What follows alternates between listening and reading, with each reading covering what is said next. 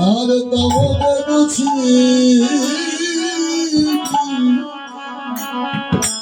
দাদা সকে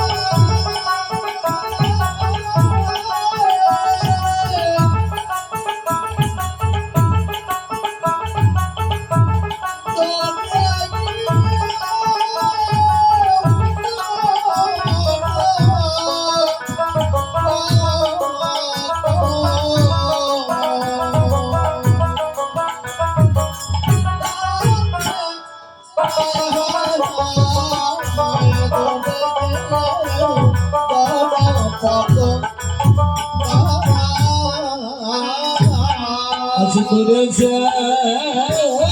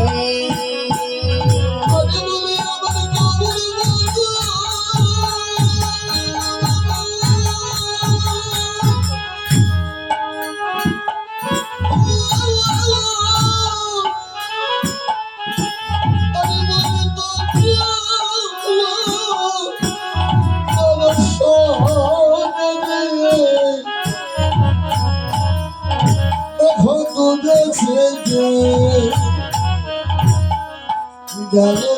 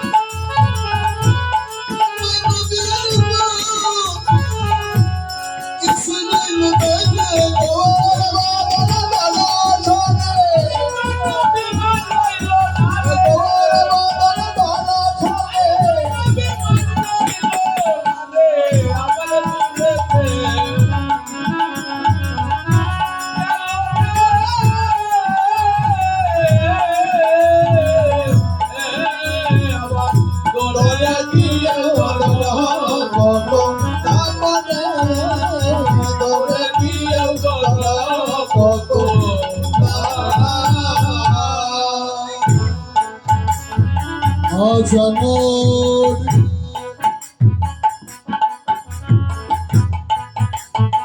শ্বশুর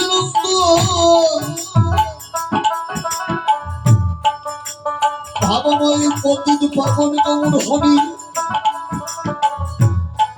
কৃষ্ণ প্রিয়ার প্রাণের প্রাণের বলল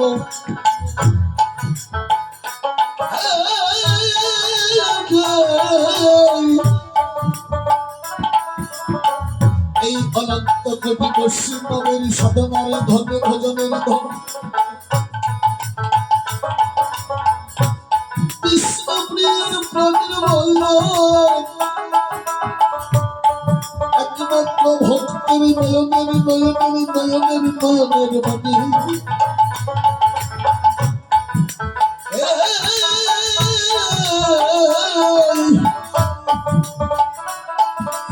এই প্রেম পাঠানে কেন সর্বরে এই নদীর মাঝে এমন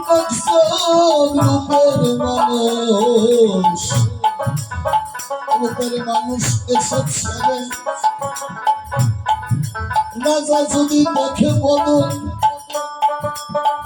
হাতে রাজা রাজত্ব অভিমান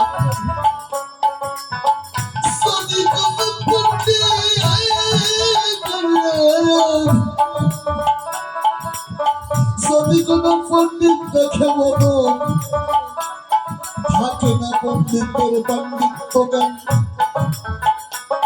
যদি কোনো কুলনদী দেখে বদল থাকে না কুলের অহংকার অভিমান যদি কোনো রূপনদী দেখে বদল থাকে না রূপের অহংকার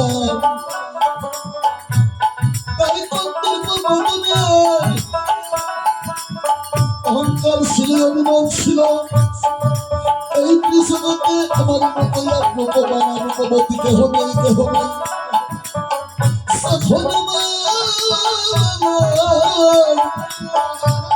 নদীর মতন গৌর হরি তাহার অহংকার অভিমানের কিছুই রইল না তাই ভাবন বললেন তুলেছে জানো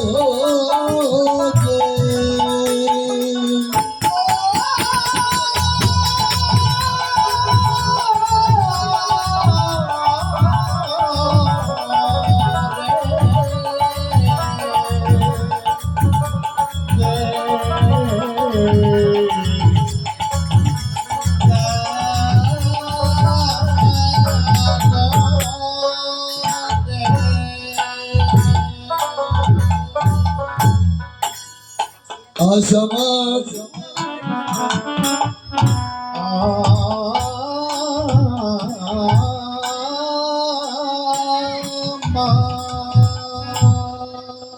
এই অনন্ত জন্মের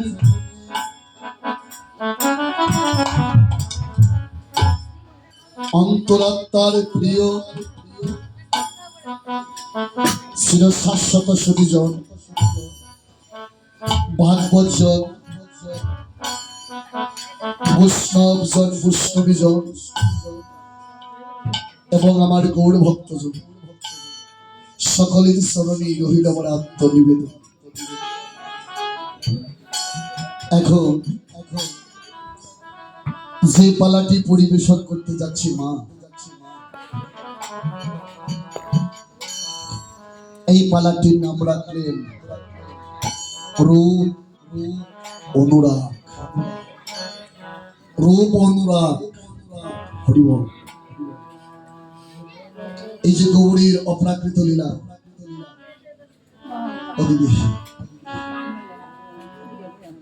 হরিবল বসার মধ্যে ওটার কাজ আছে নাকি? হরিবল ও দিদি রাই যাই যাই আইগে বসেন, মনে ছেলে আইগে বসলে যেতে পারবেন, অসুবিধা নেই। চিন্তা ভাবনা করতেছে যদি সামনে বসলে না যাইতে পারি।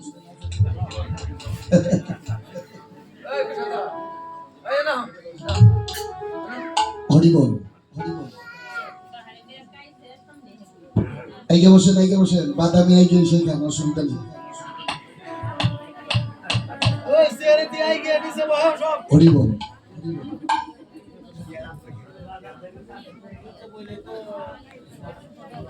হরিবল অসুবিধা নাই থাক। হরিবল থাক। আচ্ছা একটা কথা বলি, আপনারা কথা বলবেন। এটা কিন্তু রূপের বালা, ঠান্ডা তো লাগবেই, ঠান্ডার দিক নাকি নাকি গন্ধালু ঠান্ডা গরম মিলে একরকম আছে। আরে বসে থাকতে থাকতে বসবি তো। আচ্ছা এদিকে এদিকে এদিকে আমি কিন্তু সকলের বদলে দর্শন করছি। যতক্ষণ থাকবে প্রভুর স্মরণে থাকবেন, তা কাজে লাগবে।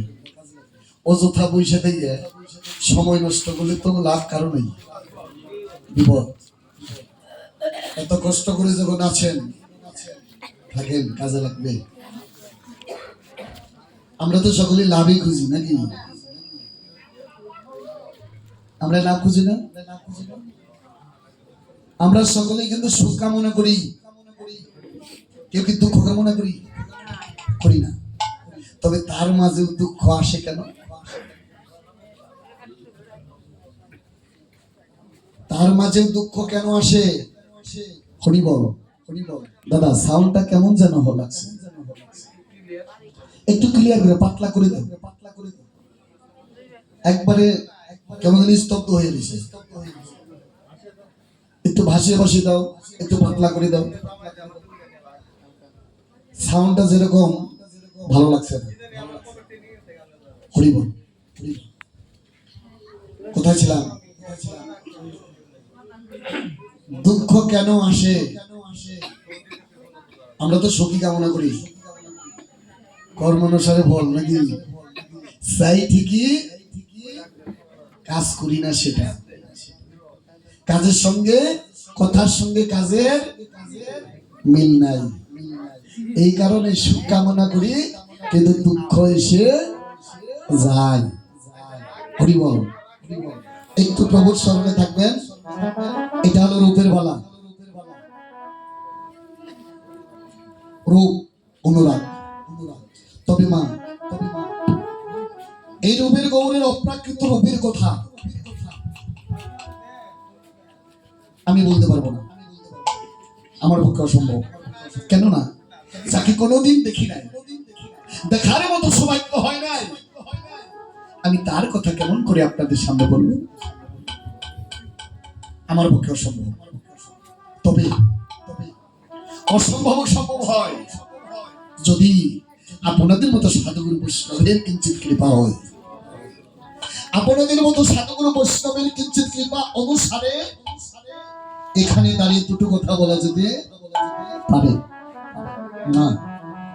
সকলেই আমাকে কিঞ্চিত কৃপা ভিক্ষা নিবেদন করবেন। আমি জানো আপনাদের কথা আপনাদের কাছে ফিরিয়ে দিতে পারি। দেখুন মা, এর অগ্রভাগে যে পালাটি চলে গেল, কথাটা বলা ভালো, আমাদের সূত্রের প্রয়োজন আছে। ওই পালাটির নাম কি ছিল?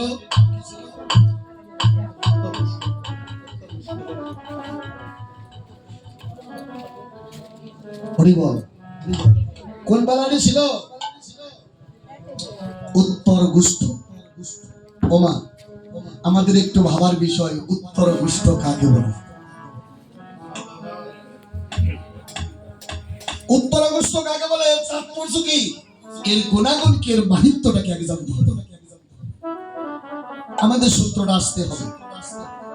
মাগো কথা বলো না, একটু ধৈর্য ধরো, রাত্রি গভীর হয়ে যাচ্ছে, ছোট কথা বলে কর্ণে আসে। উত্তর গুষ্ঠ হলো বিদায়ীর বালা।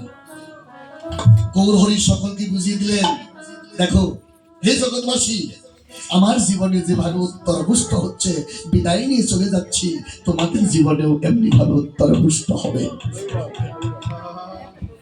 তোমাদের জীবনেও বিদায় নিতে হবে, দুদিন আগে হোক আর পরে হোক, বিদায় নিতেই হবে। হরিবল হরিবল হরিবল।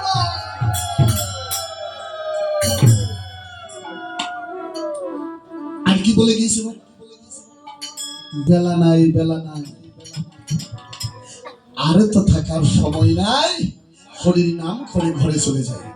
বলছে না গৌর হরি এই জগতের কর্তা যিনি, বেলার কথা বললেন তিনি, সেই যদি বলে বেলা নাই, তাহলে কি বেলা থাকতে পারে? থাকতে পারে না। বেলা নাই, বেলা নাই, হরির নাম করে ঘরে চলে যায়। কিন্তু তত্ত্ব বলেছে, ভাবরে মন স্বরূপ তাহার চিতলয়ার সনে, যায় না যেন তোকে ছেড়ে রাখিবি নয়নে।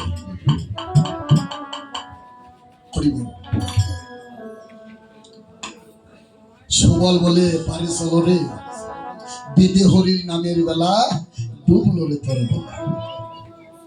কোন বেলার কথা বলছে? জীবনের বেলা, জাগতিক জগতের বেলা নয়। এই যে বেলা নাই, আস্তে আস্তে কথা বলো না, বেলা নাই, বেলা নাই, সময় তো বেশি নাই। কিন্তু বাবা সারা জীবন রূপের কথা শুনে গেলাম, কিন্তু দেখার মতো সৌভাগ্য হলো না। বেলা তো বেশি নাই,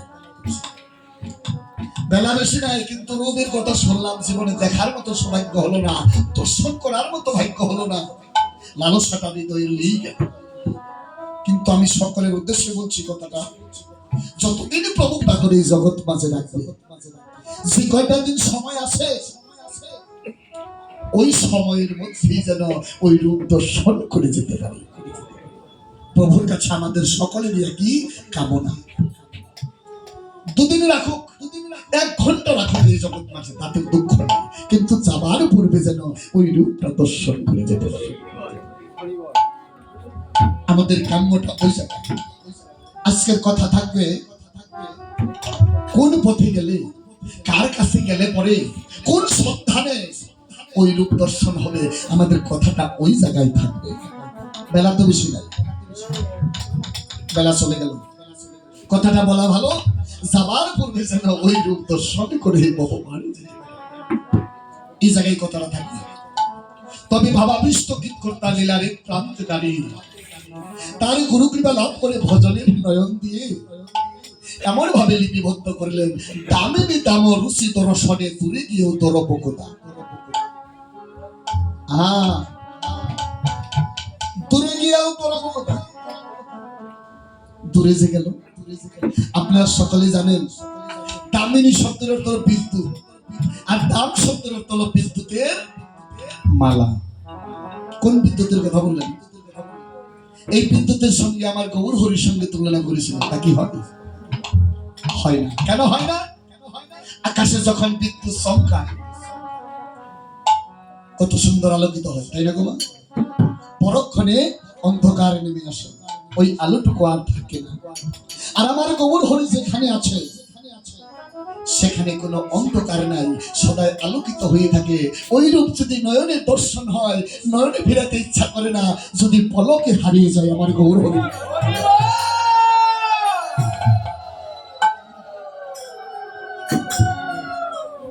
হরিবল।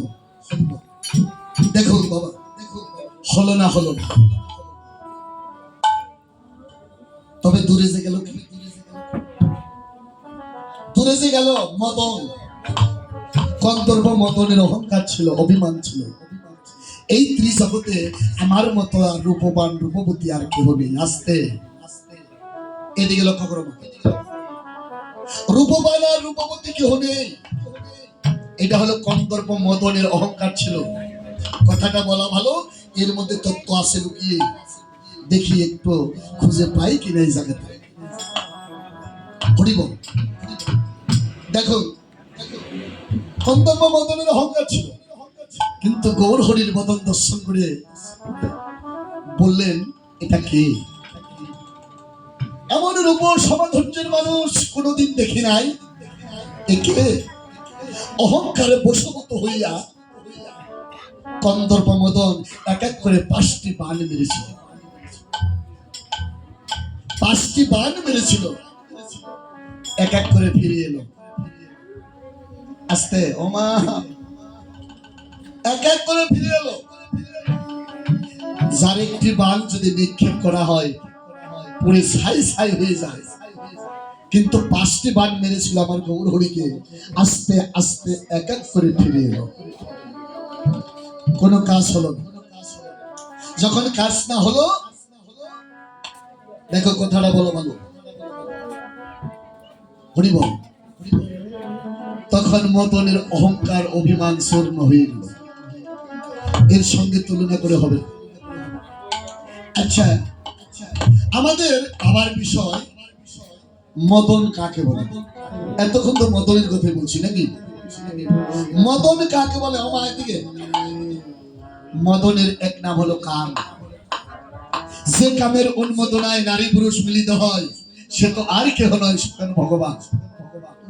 অর্জুনকে শিক্ষা দিতে বললেন, সে গীতার পাতে আমি কন্দর্প রূপে সকল জীবে অধিষ্ঠান। বাবা, সকলের মধ্যে কিন্তু কাম আছে, আছে না? মদন আছে না? সকলের মধ্যে কাম আছে। অনেক অনেক ভক্তবিন্দু বলে কাম থাকা যাবে না, এটা ভুল সিদ্ধান্ত, ভুল সিদ্ধান্ত। এখন এই যে রটলাম, এর মধ্যে কিন্তু নেগেটিভ পজিটিভ আছে। নেগেটিভ পজিটিভ যদি না থাকে,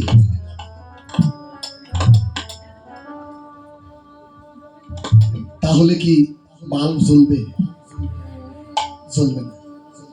এটা নেগেটিভ পজিটিভ যার যার জায়গায় আছে ওখান থেকে আলো দিচ্ছে। যদি 2 তার এক জায়গায় হয়ে যায়, থাকবে? ব্রাস্ট হবে। কাম থাকতে হবে, কাম না থাকলে প্রেম হবে না, কাম না থাকলে প্রেম হবে না। এটা সিদ্ধান্ত দিলেন। কাম থাকিতে কামনা শূন্য, সেই দেহটাই হলো ভজনের জন্য। কাম থাকিতে কামনা শূন্য, সেই দেহটাই হলো ভজনের জন্য। কাম না থাকলে প্রেম হবে না। দেখুন, এই যে মদনের কথা বলে দিলেন, আরো বললেন আমরা মানুষ হয়ে এলাম যারা, ব্যভিচারে কেন বলা হচ্ছে অধোগামী? মা, একটা জিনিস লক্ষ্য করলাম, যখন একটু জোরে কথা বলি, আবার যখন আস্তে আস্তে বলি বেশ,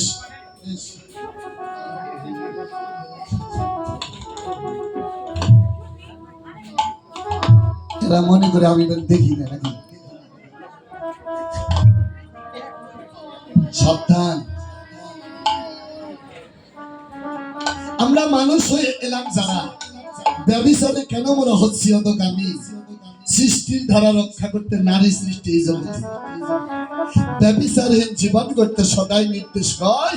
মরার আগে হাজার মরা, অকালে বার্ধক্য জোড়া, ডুবছে কত সোনার ভরা ওই কাম নদীর খোলা। শুধু তাই নয়, ভেবেছ কি পরিণতি? ক্ষণিক সুখে বিরাট ক্ষতি, মদনে হরে নাই মতি, জীবনটা হয় সারখা। যেমন অগ্নির পাশে ঘিত দিলে অগ্নি তা যাই বলে, অসংযমিনী পুরুষ হলেও তারই দশা উদ্ধার। একই অবস্থা।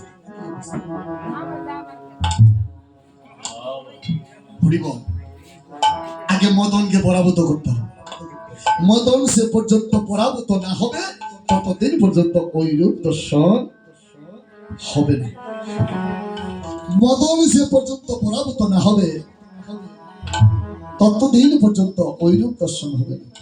তবে মা, আমাদের মদনটা কিভাবে পরাভূত হবে? কিভাবে? কোথায় গিয়ে? আসতে ভাবুক সিদ্ধান্ত দিলেন, পাবিলে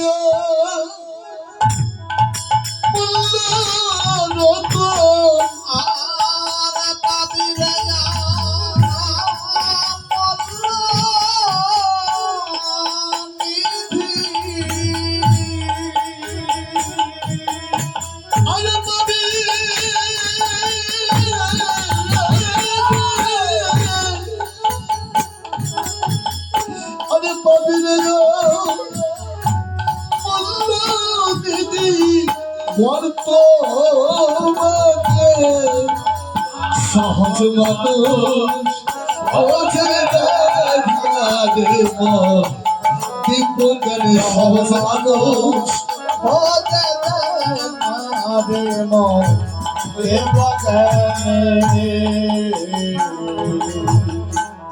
সহজ মানুষের চরণ দুটি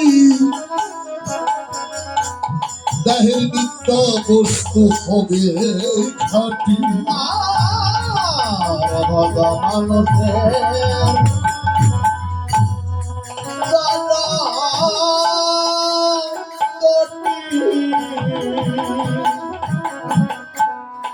দেহের নিত্য বস্তু হবে খাটি আরে বলিলে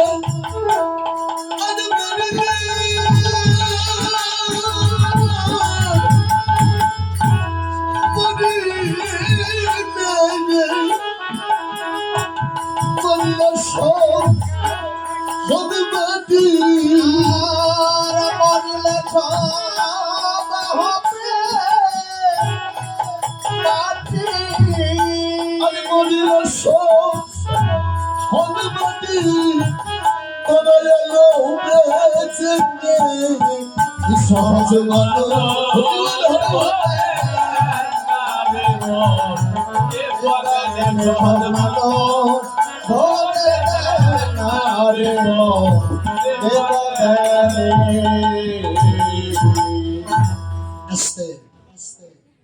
আমি মাঝে মধ্যে আপনাদের কাছে কিছু কিছু কথা জিজ্ঞাসা করতে পারি, যদি উত্তর করতে পারেন করবেন, না করলে না করবেন।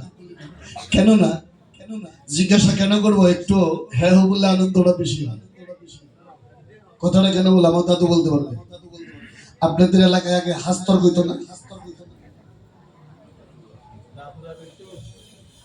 এখন হাস্তর মাস্তর না, কারণ মোবাইল টোবাইল এসে হাস্তর মাস্তর সব চলে গেছে। আমরা যখন ছোট সময় হাস্তর শুনতাম দাদুর কাছে, দাদু বলতো হাস্তর বলতে পারি কিন্তু যোগান দিতে হবে।